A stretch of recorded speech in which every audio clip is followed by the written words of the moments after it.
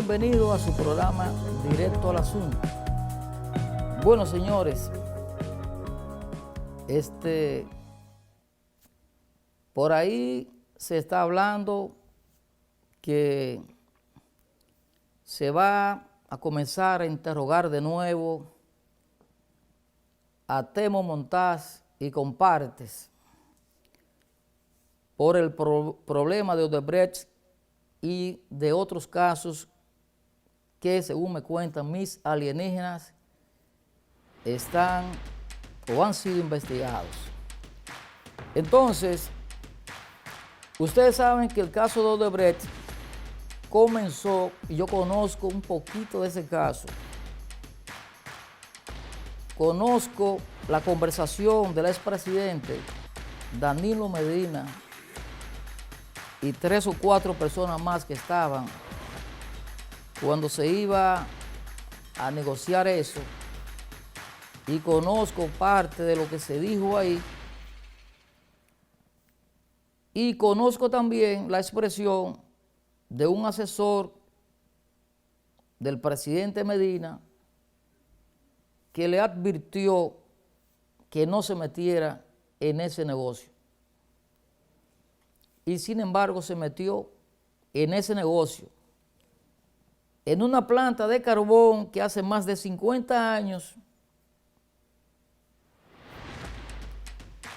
que estaba en desuso y que esa empresa, Odebrecht, quería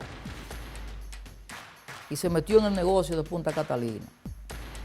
Entonces, Odebrecht comenzó con una sobreevaluación de todas las obras que hizo en la República Dominicana durante cerca de 15 años, cuidado sin más.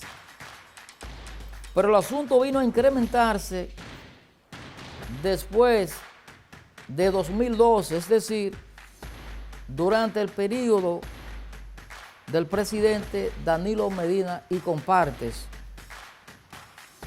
De modo que se dice que hubo una sobrevaluación solamente por soborno de 92 millones de pesos. Pero en total, eso abarca más de 1.000 millones de dólares, es decir, 1 billón de dólares. Todas esas obras, acueductos, represas, carreteras, todas esas obras que se hicieron. Fruto de la estafa, de la sobrevaluación y de los sobornos, el gobierno se vio casi obligado, porque los Estados Unidos iniciaron un proceso contra Odebrecht y lo obligaron a pagar muchos millones de dólares, así como otros países. Entonces, nuestro país procesó a 15 personas. Al cabo de 2 o 3 meses, de esas 15 personas, 7 u 8 personas fueron excluidos de forma temporal. Se le emitió un archivo temporal, no definitivo. Entre eso estaba el hoy presidente del PLD, Temo Montaz. ¿Qué resulta, señores?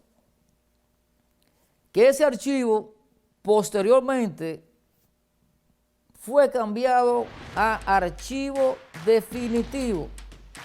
Nadie sabía, el país no se había enterado de nada de eso. Es una facultad que tiene el Ministerio Público de dictar mediante resolución un archivo definitivo. Eso es incuestionable, no se discute. Ahora bien, la forma en que lo hicieron fue una forma realmente abominable, realmente mafiosa, dolosa, fraudulenta.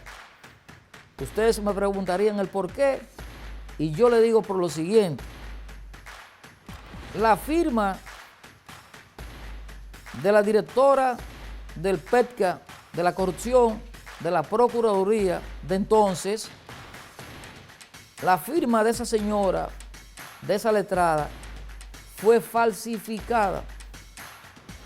Ella estaba en el exterior, según nos hemos enterado. Estaba en el exterior y quien firmó ahí no firmó de orden, sino que puso su firma.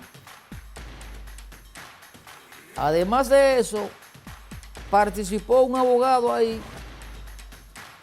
una persona ahí que no era abogada.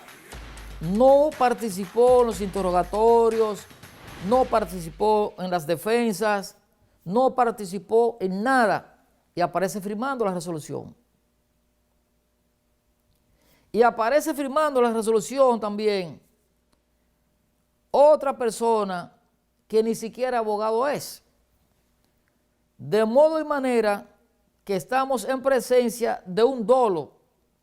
Y como el dolo todo lo corrompe, no es verdad que un documento doloso, fraudulento, con tintes criminosos, mafiosos, se le va a imponer a la Constitución y se le va a imponer al país. La Constitución establece claramente en su artículo 6 que todo acto contrario a la Constitución no tiene ningún efecto jurídico.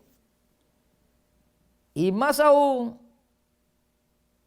hay responsabilidad civil y penal en el funcionario que actuara bajo esos predicamentos dolosos y fraudulentos.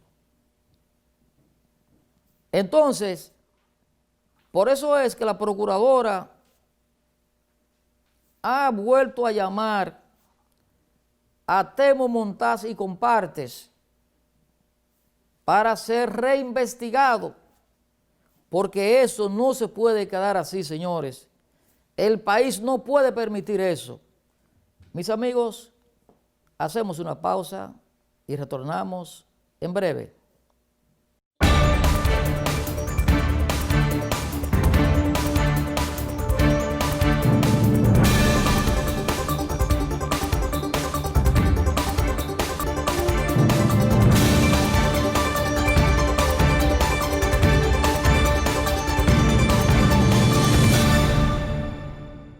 Entonces,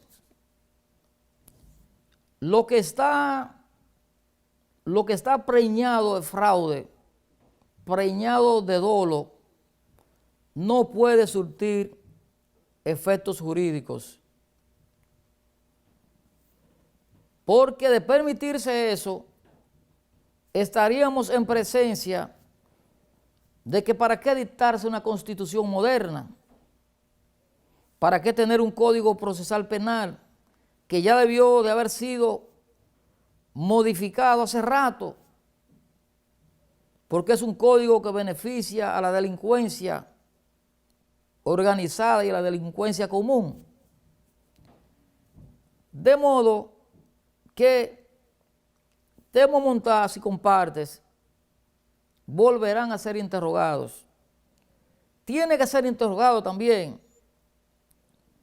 el ex procurador anterior e incluso el propio presidente Danilo Medina. Porque, señores, la estafa ha sido tan grande de Odebrecht que el gobierno anterior, en plena pandemia, le pagó 396 millones de dólares por un acuerdo que hizo cuando no debió haber hecho ningún acuerdo. ¿Por qué?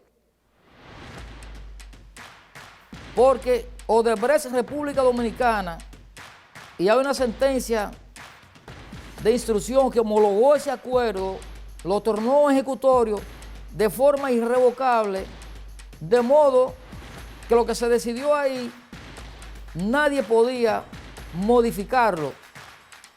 Nadie podía modificar eso, porque se le dio a ese documento el carácter de irrevocable.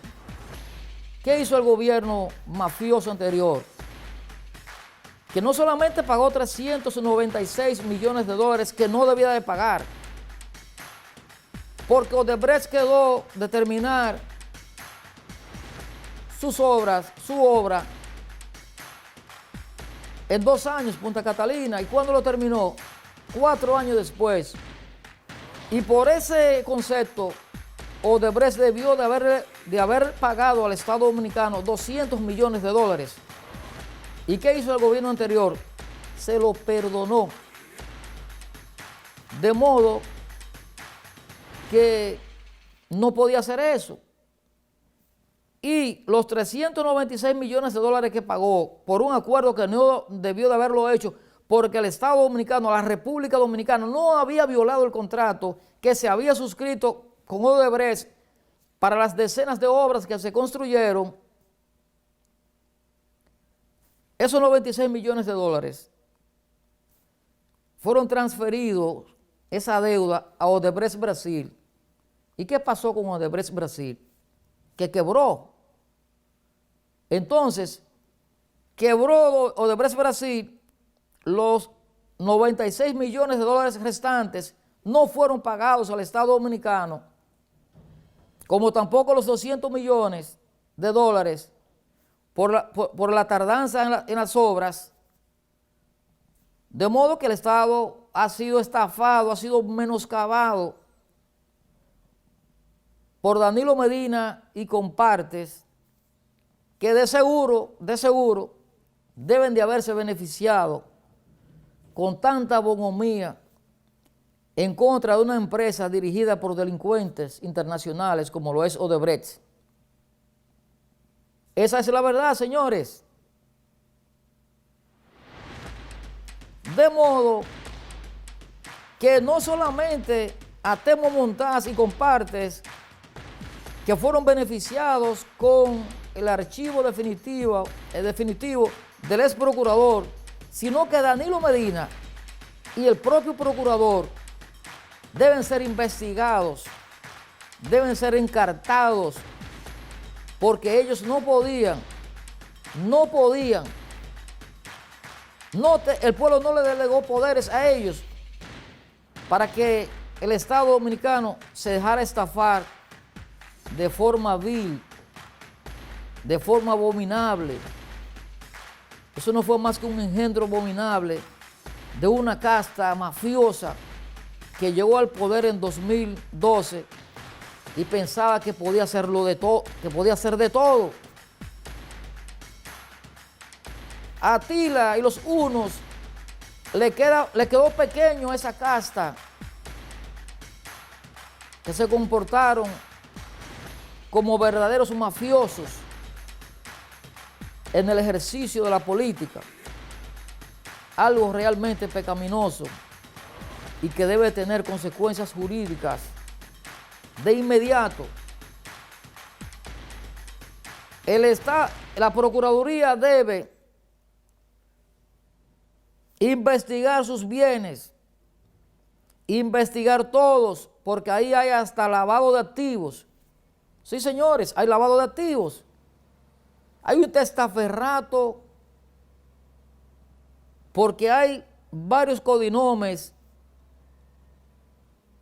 o sea, nombres puestos de muchas personas que recibieron dinero, y esas personas deben ser investigadas, ser colocadas bajo prisión, y el dinero que recibieron de sobornos tienen que retornar al erario público para que el gobierno del presidente Abinader pueda disponer de ese dinero en la cobertura social que le está dando, porque va a incluir más de 2 millones de personas, de infelices, que necesitan el apoyo del Estado y sobre todo en plena pandemia. Porque esto no se sabe, señores, hasta dónde se va a extender, si se puede extender hasta enero, febrero, mayo del año venidero. Y el gobierno necesita sus recursos. Y la Procuraduría debe investigar eso de forma meticulosa para que se sepa qué pasó con esos contratos de Odebrecht, con esos sobornos, ya admitido por el presidente, archivado del PLD, Temo Montaz, una de las figuras políticas más perversos con que cuenta el país. Mis amigos, hasta aquí llegamos con Directo al Asunto. Será pues hasta la próxima entrega.